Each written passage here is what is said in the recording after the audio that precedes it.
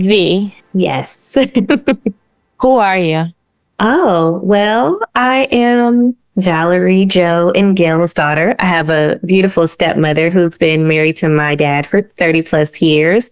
I am someone who is in love with technology. Some people are running away from it, and I'm kind of running towards it with the whole AI thing. I want to see how far down the rabbit hole we can go. I am a single mother of a 3-year-old, and her name is Energy. She is the light of my life. And basically, I'm a mom who enjoys making money. I'm not ashamed of that. I tell people it's okay to make money. I like to have a great lifestyle, and I am an advocate for women. I support women, especially those in technology, and women of color is my heart. That's who I am. I'm a helper. I love that. So tell me a little bit about how you got into technology. So at minimum, I'm just a really great writer. Wasn't looking for technology at all. People just always contacting me like, can you edit this for me? Can you rewrite this for me? It doesn't sound right. And I started just playing around on LinkedIn with things I was sharing and got recruited by Wells Fargo. And they were like, would you like to be a technical writer? I had no idea what that was, but I saw the pay and was like, absolutely, I want to do that, whatever this is. And I learned about technical writing.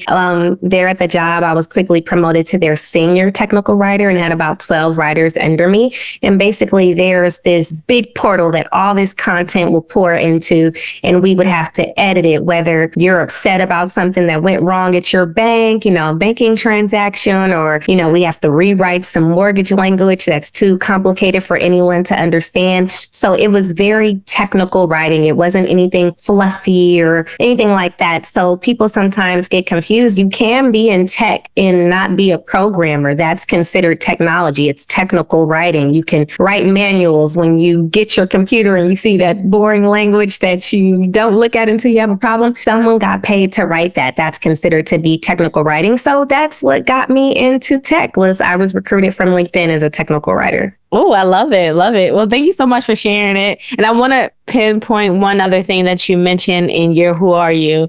And that is the name Energy. I love that you named your child Energy. Can you speak to that? Was there anything behind why you chose the name Energy? It came to me in a dream. I would like to say that I just thought of it myself, but initially I just wanted to be this businesswoman, and kids were not at the forefront of my mind. So while I was building a business, I used to own a bakery in Atlanta. While I was building my business, I had a dream, and it was this little girl with pigtails running around. She had a white denim jacket on and was running, and I was like, slow down, Energy, before you fall down and hurt yourself. And I woke up.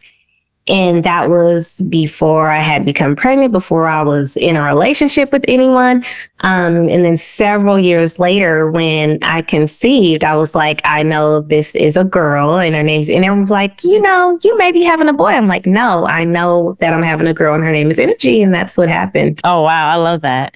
All right. So, of course, I'm a stranger on the internet, and I'm so thankful that V has decided to spend some time with me. For those who have been with me for a while, I've been playing a game, and most of the time I've been playing by myself, but I thought, why not just play with other people and try to blend in some of the things that they're into, as well as some of the key topics I like to discuss, which is like around spirituality, relationships, and just the way that we think. So my goal in playing this game is called Their Thought or Our Thought. Is just to guess what your thoughts are based off of content that I've chosen. So this is probably the last round I'll do it this way. I've thought about how to make this a little bit more like not so biased, because I don't know if I'll think of a certain way. So this is probably the last time I'll pick just 7 quotes and 7 video or 7 thoughts from people the way that I do it. But we are going to play it together now, V. Okay. And for those who are listening, V has no idea what I'm going to share with her. Some of it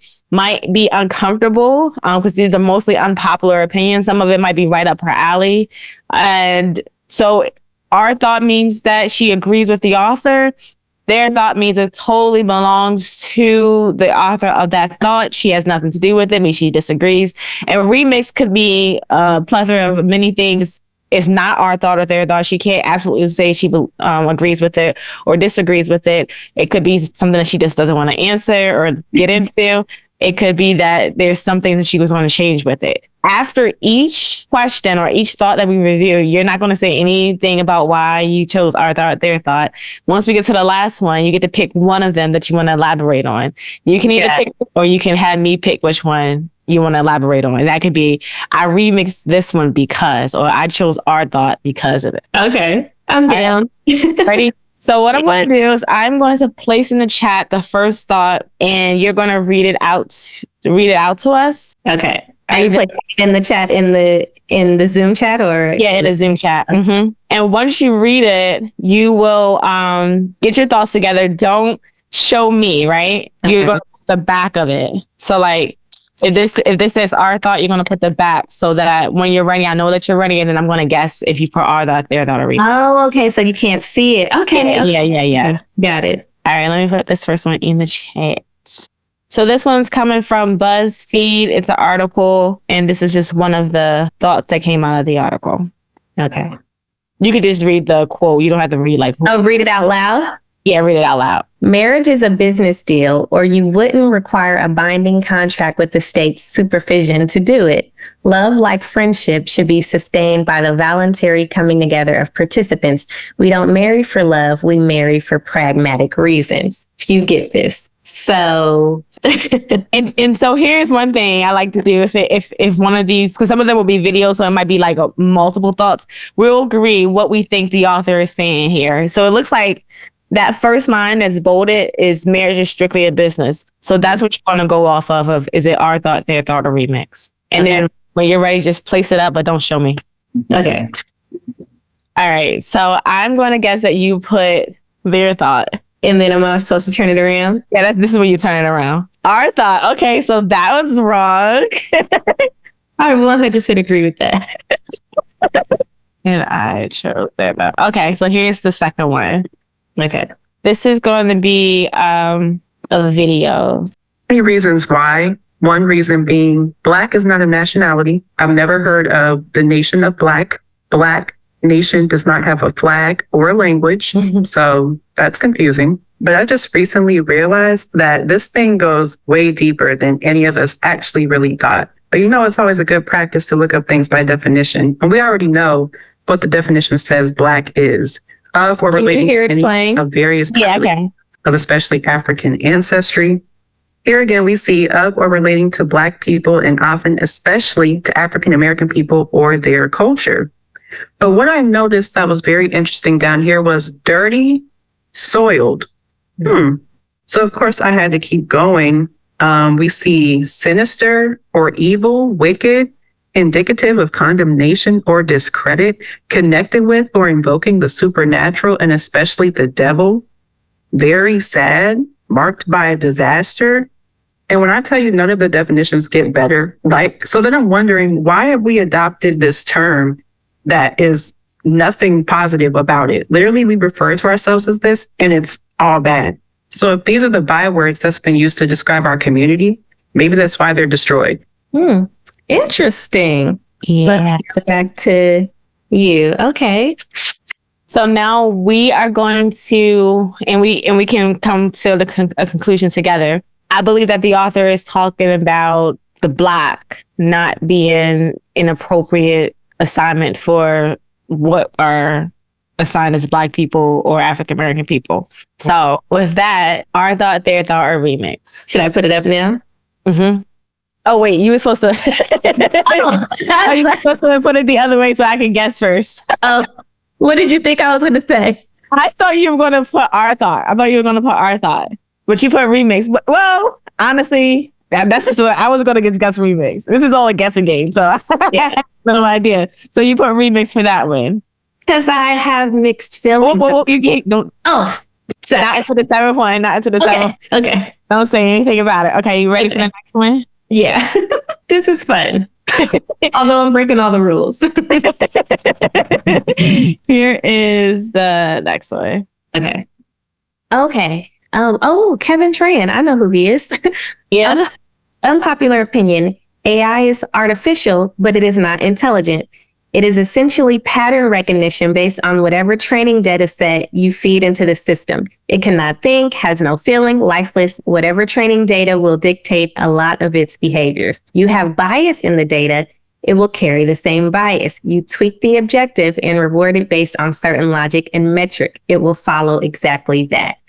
Thank you, Kevin. You're giving me some hits. All right. So we're going to go with his first, the statement that he's making. I believe his ultimate statement is that AI is artificial, but it's not intelligent. So our thought, their thought, or remix. This time, don't show me yet. Just put the backstories, and then I'll guess once I see the back. Well, because you gave me some hints, I'm gonna guess that you put our thoughts. Literally, I do this every day. Yeah. Okay, well, we got it there. All right, this next one is another video. To create an industry where men start having relationships with algorithms and dolls. Those are the jackpot industries can be bigger than the domestic box office receipts of all movie theaters in the U.S. within 5 to 6 years. So we're going to have men having relationships with machines and dolls as opposed to other humans. On the point of sex bots, it's almost impossible for me to see how that doesn't become a huge part of male dating. I was speaking to Mustafa Sullivan, who was one of the co-founders of one of the co-founders of DeepMind, which sold to Google. And in his new book, The Coming Wave, he talks about how all of these breakthroughs in technology, one of which is AI, one of which is robotics, is going to sort of intersect with the ability to have literally someone in your house who can not only clean your house and do the dishes and make your lunch, but also can love you. Mm-hmm. I think that's how you found me, right? From that comment. I can't hear you anymore. I don't know what happened. Oh, I made all these sound effects too. I hear you now. Thank you. So you're not going to give any additional details, but you are going to say our thought, their thought, or remix. But don't show me yet, and I'm going to still guess it. So for this, because we have the two speakers, we're going off of the first speaker and his original statement, or the goal of his statement, which was pretty much the love and AI together being the thing of the future. Our thought, their thought, or remix. Our thought. Yeah. That one was easy. See, this one's a little biased. Okay, so here is the next one. We are moving toward a society where work will have to be more than just something anybody can do. If anybody can do it, a machine can do it. We need to create effective welfare programs that allow people's basic needs, food, water, shelter, medical care, to be met without significant income. Otherwise, we will turn to a reality where millions of people that do not fit the criteria for higher level work will be suffering. Blue collar jobs will disappear and millions will be left either supported by the government or suffering in the streets. Wow. Who wrote that? Can you tell me? Where'd you find that? This was from Cura. I can send you the link. Okay. I have to go back to the links, but it was one of the opinions on Cura, the forum. Yeah, the forum. I read that stuff a lot. Yeah, me too. I get most of the content from there. Okay. All right. So our thought, their thought, or remix. I'm going to guess that you put remix. I almost put our thought just because you said, who wrote that? Yeah, because I was just like, wow. I mean, those are things that, I can't elaborate on it. But, yeah. All right. So here is the next one is the video. Okay. But some people have such an individualistic understanding of safety that they're like, oh, I'm just going to protect myself. They're not like, oh, I'm going to protect the collective by actually adding to the voices of the collective so the collective cannot be divided and conquered. You know what I mean? So as long as we're more difficult to single out, they cannot attack us. So when you worry about your safety, maybe you are playing into the hands of the individualist paradigm that they want you to play into. But just know, safety was never something that you were meant to give yourself. It was something that we as a collective were meant to give to each other. Some people sleep while others stay awake. We have always, as a species, protected each other. It is our survival. And it is no different. Okay? Over here. Love you. Bye. All right. So for this one, we are going to go off of her statement about being collective versus individualistic. We don't have to kind of get into, more conversation beyond that goal. I want to put our thought. Yeah, definitely. All right. And then we have our last thought before we get to talk about it. And that's the last one you can read from there. Depression is a pseudo sadness we create so we don't have to feel our actual raw sadness. Our thought, their thought, or a remix. I want to put our thought. Yeah. Okay. All right. So we got learned to me. yes. All right. So we've gotten to the seventh thought. Is there a thought that you want to pick out to elaborate on why you chose our thought, their thought, or remix, or do you want me to choose for you? I want you to choose. Okay. I would like for you to elaborate on marriage is a business deal. I'm interested in that one. I was raised very traditionally. My dad's a pastor and he is a provider. And so I believe that as a woman, you get yourself together, you get your education, you get your credit straight, all those different things. And then you enter into a relationship with someone who can meet you halfway. So if I'm making 6 figures, I want you don't have to make, but you should be pretty close to it because it's a marriage. Yes, love, all that, but love also doesn't pay bills. And when people get divorced, it's normally not because they don't love each other. It's normally because of money or, different values that you guys didn't have. And so it is definitely a business deal. Just like with a job, when you're interviewing, you have to prove that you can actually perform that job. I feel the same way about marriage as well. It could be one of the best business deals or one of the worst. And I've been in a previous relationship with my child's father. We did not get married, but we were together for 6 years. He paid every single bill because that is my standard. I don't believe in 50-50. I'm not supportive of that. However, I do believe that women should always have their own money and make their own money, but I'm not paying the mortgage. That's just not a standard that I'm going to do. I don't ascribe to that. But the partner, I should be able to help him with whatever vision he has. He should already be on track with what he's doing. He should already be investing in real estate or building this business. And then I can add to that, whether I'm playing secretary or finding more sales leads for him to invest. Like, that's the part in which I play in nurturing that vision. So to me, it is definitely a business deal. And you just get to be in love with your business partner too, is the way in which I see it.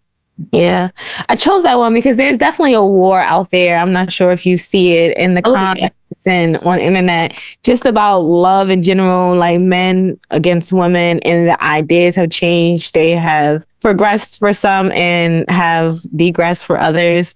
And the Western war, none of the rest of the world feels that way at all. Women of other cultures, 50-50 is not a thing. It's not a conversation in their culture. They don't do that. That's a Western mindset in which we have adopted. And Black Americans, if we're saying we're from Africa, Africans don't believe in that either. African men provide for their households. So that's more of a Western concept. When I do date, I don't just date Black men, but the guys that I tend to date that I have the best, relationship and go the distance with are normally like Jamaican or African or Latin, someone who already ascribes to that system that you are the sole provider for the woman. Because I believe at one time, even, those who identify as the Black community or the Black community, I have no idea, had traditional marriages. And there was a support system. There was understanding of the mom would take care of the children, and there was a father. And then suddenly we had fathers leave the home, and things just started shifting. But do you have an idea where you think the shift happened?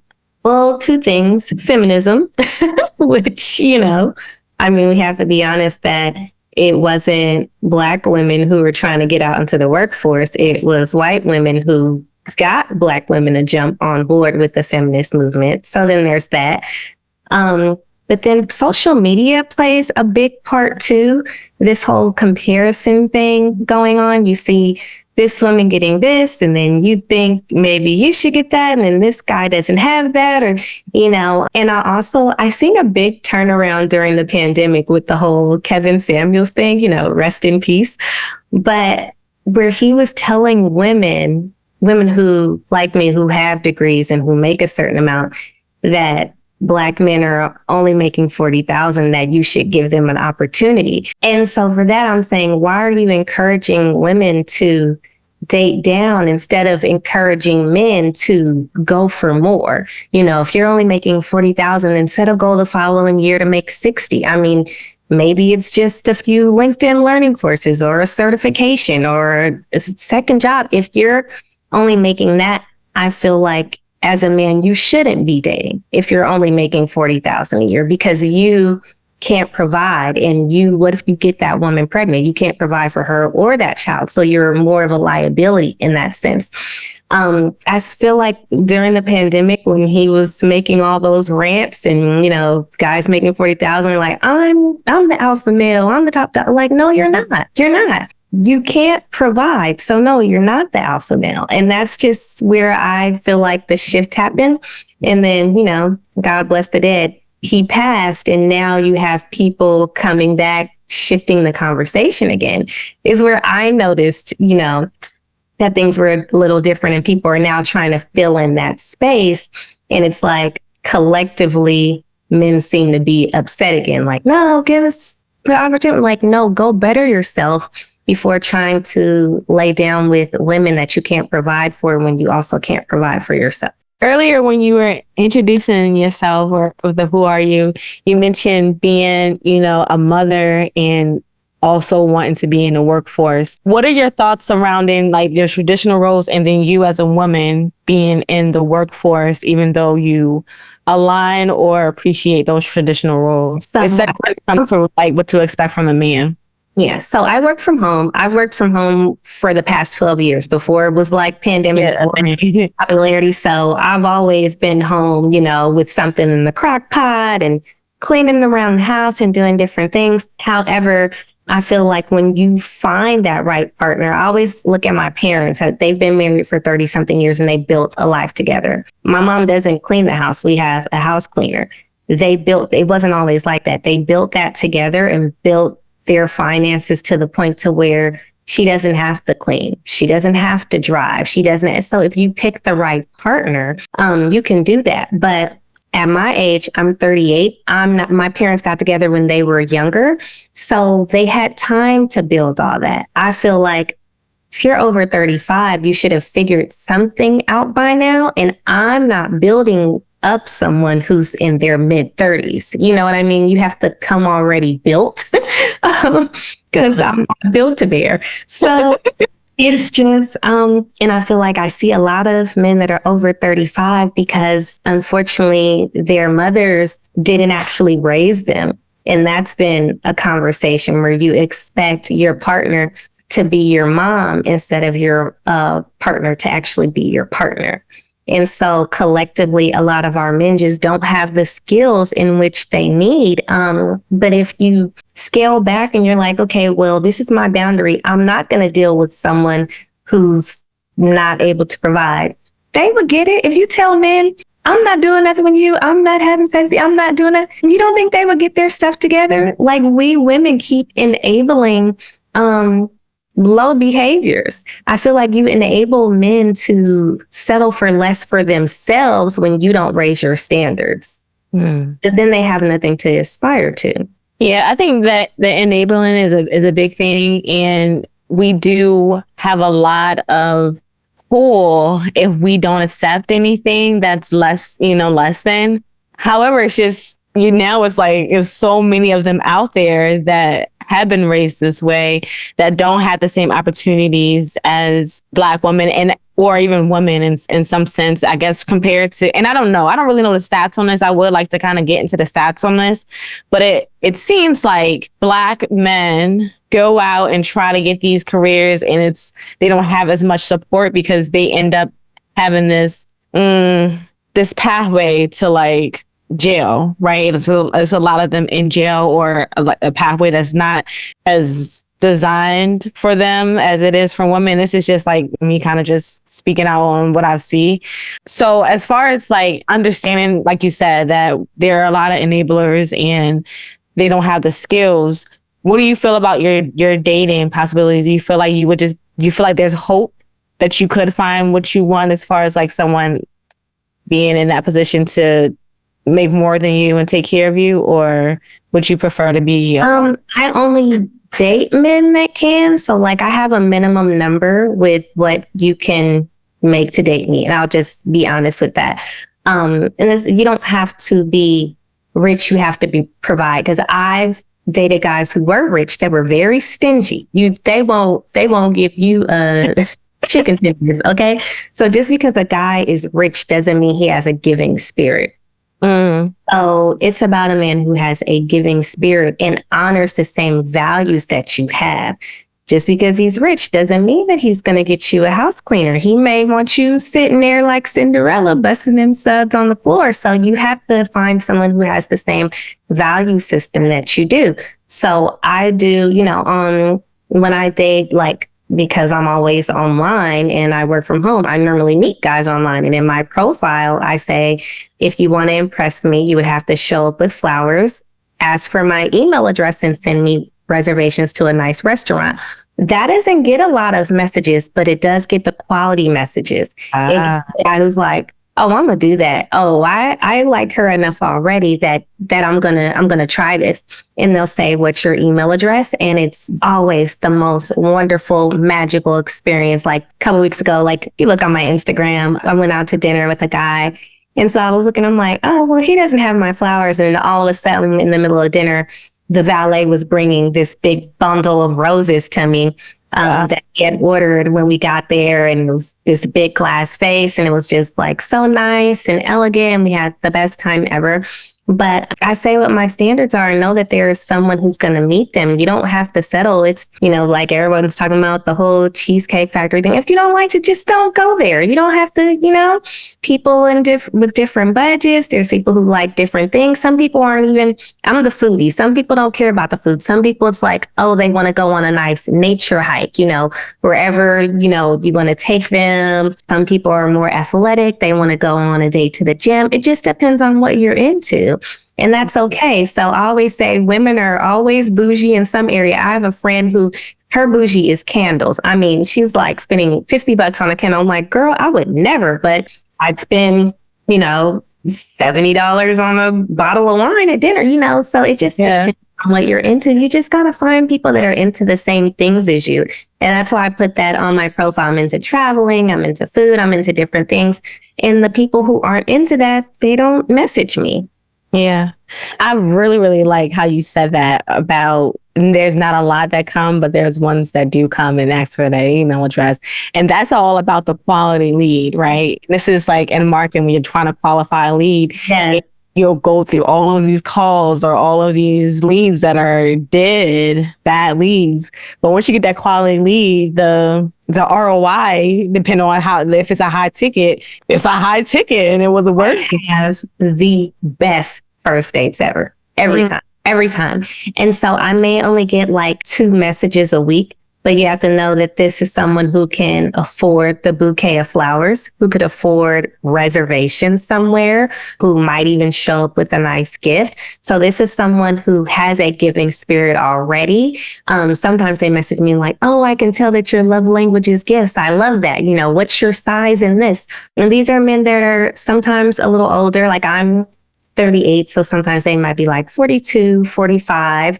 Sometimes you will get those younger ones. Like there's one guy, he's studying to be a pilot, but he's also not from here. He's from another country. And so it just depends. But I tell women, get what you want. I have friends who are not into that type of stuff at all. They like, let's go on a date to Michael's or let's go get arts and crafts and then go back and paint and sip and paint and whatever you're into. I just say you have one life, get what you want. That's the happiness that you're looking for because we don't all want the same thing. Absolutely. And I think that's what's going on online is people are trying to match one thing and catch all with all of these thoughts. And the idea is if that's what you want, there's somebody who's going to align with that. but it doesn't mean that everyone has to align with that. So if you want the woman who's going to cook, clean while you do nothing, there's probably a woman who just sets up and is given that way and wants to do it. And everybody it's a matching game. Right? If you guys are if you want to be with multiple people, you have to find people who are accepting of that. If you want a monogamous relationship, you have to find people who are accepting of that instead of like lying to one another about who exactly you are. Right. So absolutely finding your matches. So now that you are, and this is another thing about women and age and their career, and they say that you get to a certain age and you're trying to find love and it's hard to find love. What do you think after meeting these men that have met your criteria and still not being in the position? Do you want to be married? Some days I say yes and some days I say no. And I think with that, I just haven't found the person that meets my spark. And I will fully admit that I've been working out in therapy. Am I the problem? Because there's a couple, like I can say there's 3 guys who like, if I called them today, they'd be like, okay, are we going to do this? And then when it leads to the conversation of like marriage and engagement, I'm the one that gets the cold feet. And I'm like, what do I want this? And the thing is, and I talk to my parents about this a lot. They're like, it's okay to feel that way because you have to think, do you want to wake up and see this person every day and do life with them? And that's not something you should take lightly.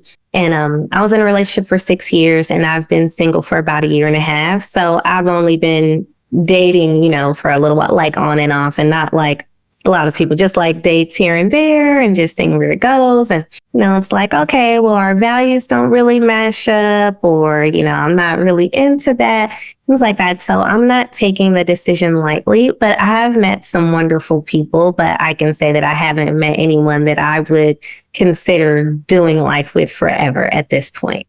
Thank you for answering those questions. I think it really leans to the conversation that I picked you out of, that conversation about AI and artificial intelligence, and you just really not even knowing what you want, but still being in a dating pool, and then having these men from different pools also thinking that they want something from women that aren't matching outside in the dating world. Then there's AI, right? This artificial intelligence that probably could help people in matchmaking apps, really find people who are aligned with their trends and their behaviors that they're starting to detect.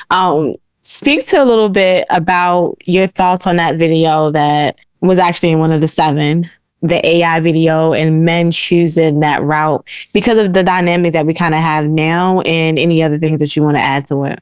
I understand it and I don't blame them. And I say that because dating can be draining for some people. It doesn't drain me anymore because I don't fully give of myself. Like, I'm not doing anything I don't want to do. And I used to be a yes girl in my previous relationship. Whatever my partner wanted, if he wanted a roast at 2:00 in the morning, no lie, people who used to follow me back in the day would be like, girl, are you making roasted lamb at 2 a.m? I'm like, yes, whatever kind of food he likes. Like, I was just a yes girl. And so by the time the relationship ended, I was drained. I was unhappy because I had said all these yeses to things when I wanted to say no, and I had nothing left for myself. Now I say no unapologetically. If I don't feel like doing it, I'm not doing it. So dating is a more fun and pleasurable experience for me because I'm not giving my whole heart and soul. I'm vetting these people and seeing if we should have date number 2, if we should have date number 3, if this is worth a phone call or phone conversation. So I feel like if people start saying no when, they actually want to say no, it'll be a more pleasurable process because the AI is coming in because people are drained. They are jaded and tired. They're tired of meeting people who don't have their same values. They're tired of people who maybe want to go 50-50, or they're tired of people who don't want to go 50-50, that don't want to meet them halfway. So I think men and women collectively, what everyone's really saying is, I'm tired, but I still want companionship. I still want someone to affirm me. And if that means that AI has to say, I love you, like the video says, then they're willing to accept that while getting the floor cleaned by the robot as well. So I do understand the logic and why it's happening, but at the end of the day, everybody wants love, and it's okay to want that. But the way to not be drained by love is to have healthy boundaries. And that's something that it took me years to find healthy boundaries. And now that I have them, I feel like I'm smooth sailing in the dating right now. Why do you think it took you years to find those healthy boundaries? Like, is there anything from your childhood or your belief system that impacts the way you think about boundaries? I would say yes. Growing up in the church and seeing women love and serve their husbands, I did that, but I wasn't doing it for a husband. I was doing it for a baby daddy, someone who, dangled marriage in my face. I mean, we had a venue booked and all that, but never actually married me. So I was giving it. There was nothing for him to put a ring on it for. He already had everything. Why are you, you're getting everything for free. So, although I didn't fully like the experience, I also don't blame him for not marrying me because he had access to everything already. So what would the ring have made a difference in?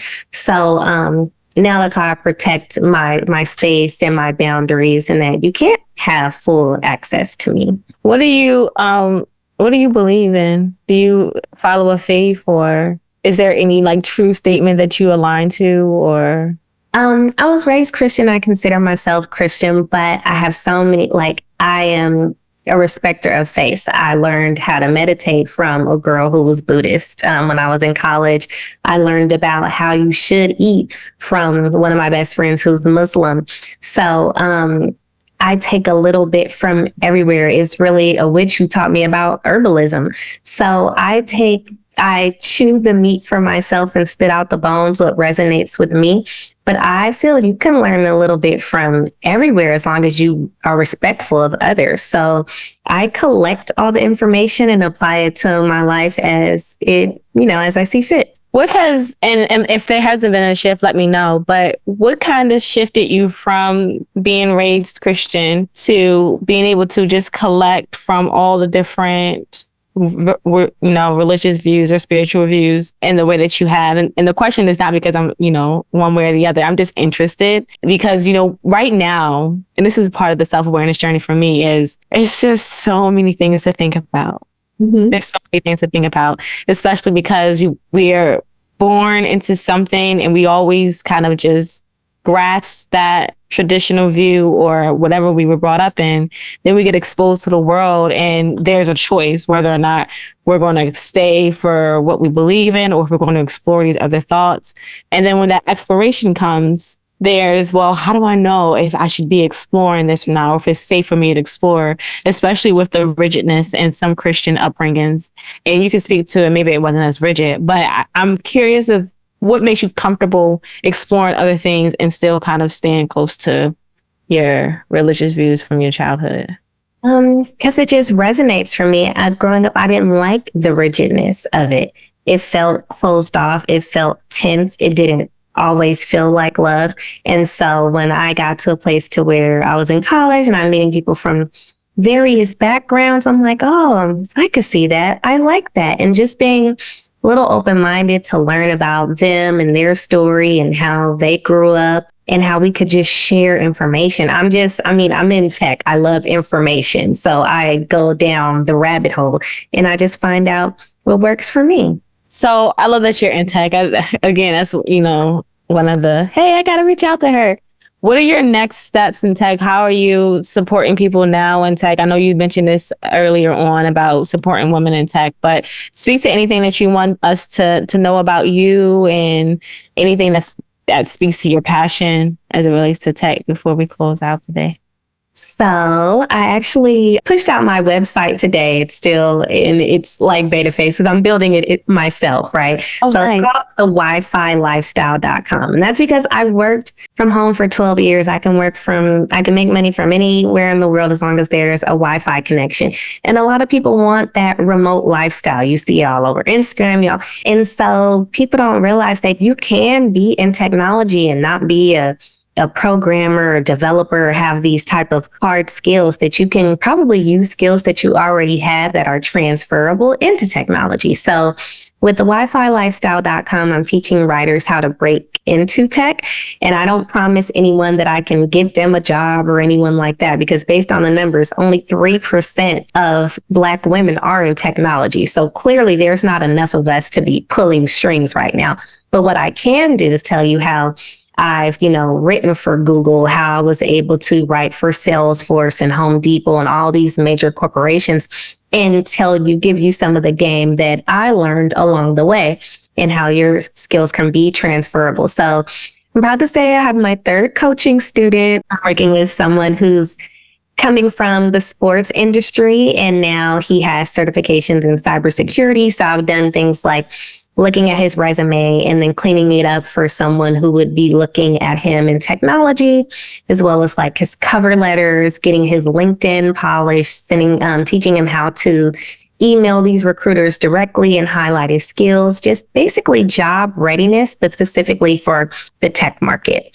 So that's what the Wi-Fi lifestyle is. I'm excited to see what it becomes, because it's like my new baby. And I just plan on growing it. I'm going to be adding a news portion to that. I'm building that out. So it's just some cool things I have going on that I'm really excited about. I'm excited about it as well. This 3% of Black women in tech, it's so interesting. And I work for a company, well, being in tech as well, I'm starting to notice in some of the conversations that there's things to worry about. And I'm not sure if I should worry about them, because I didn't initially worry about them. But I now, when you kind of get into the conversations, I'm like, wow, this is happening.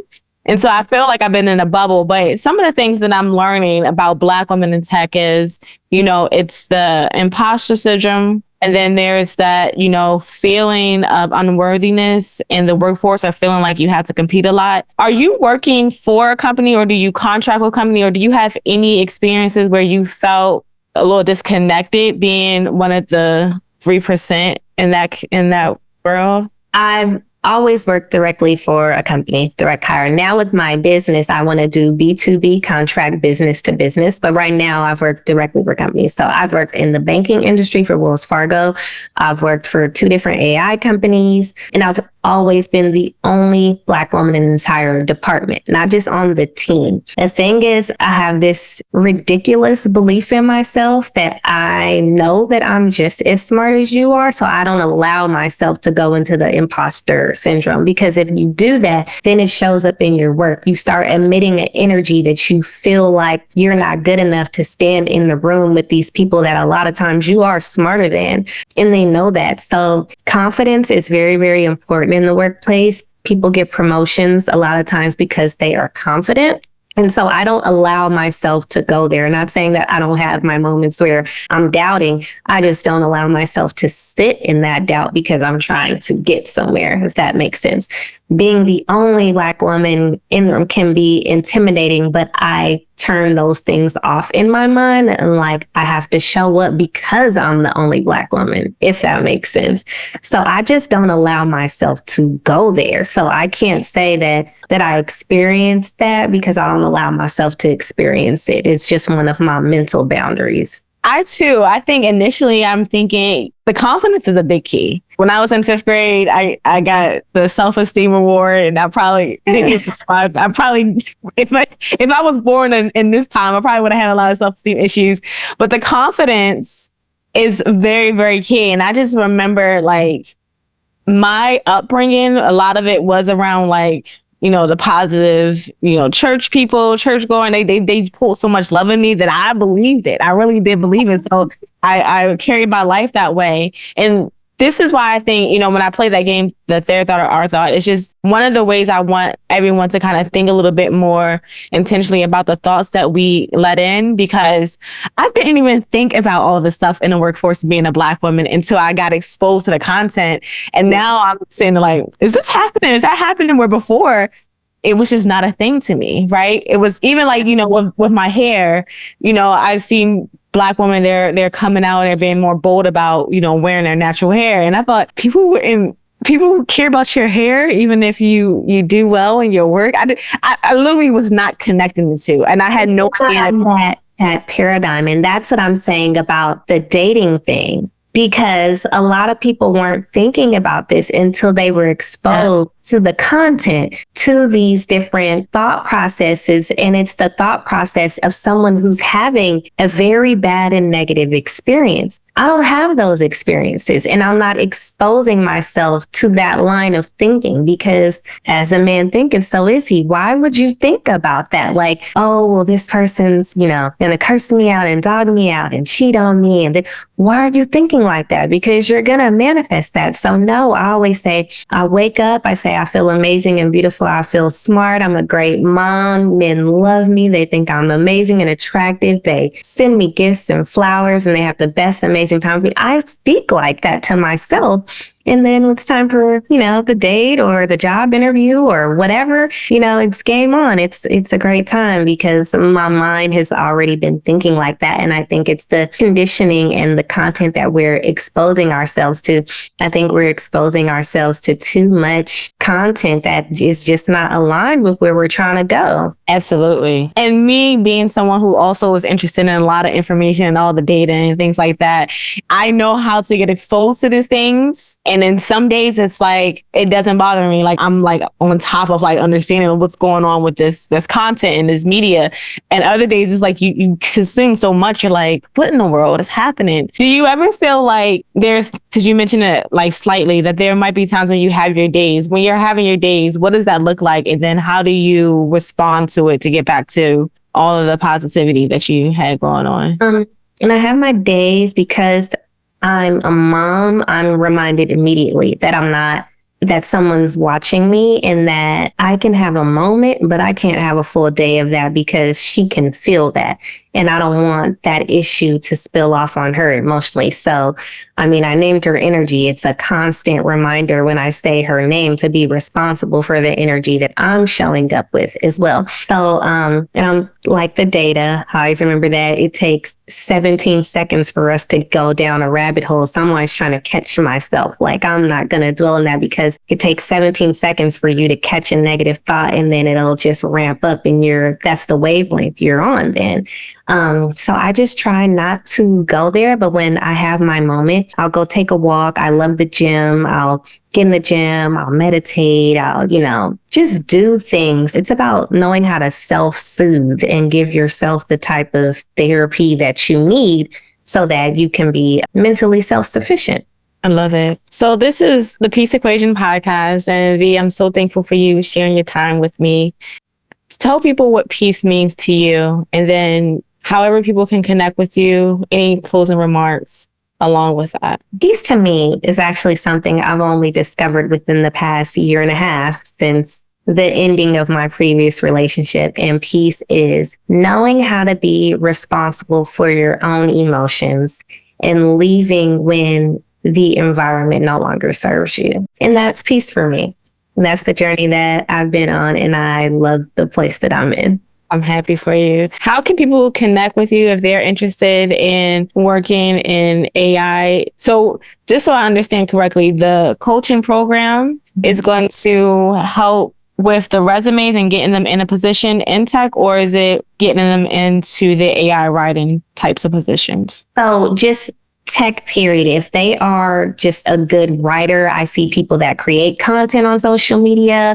Maybe they want to do social media marketing. Maybe they want to do demand generation, email campaign, things like that. Maybe they just want to be a blog writer for one of these companies or create webinars for them. That's all written content. So if you like writing, then I'm teaching people how to transfer those skills to land a job at a tech company or to contract with a tech company or a finance company, because I've done the same thing for Wells Fargo. So people, if you're just interested in making sure that you have the skills necessary and that you're ready to start applying for these tech companies, then that's something I can help you with. And it's thewifilifestyle.com, or you can email me directly at v@thewifilifestyle.com. or DM me at TechQueenV on Instagram. Great.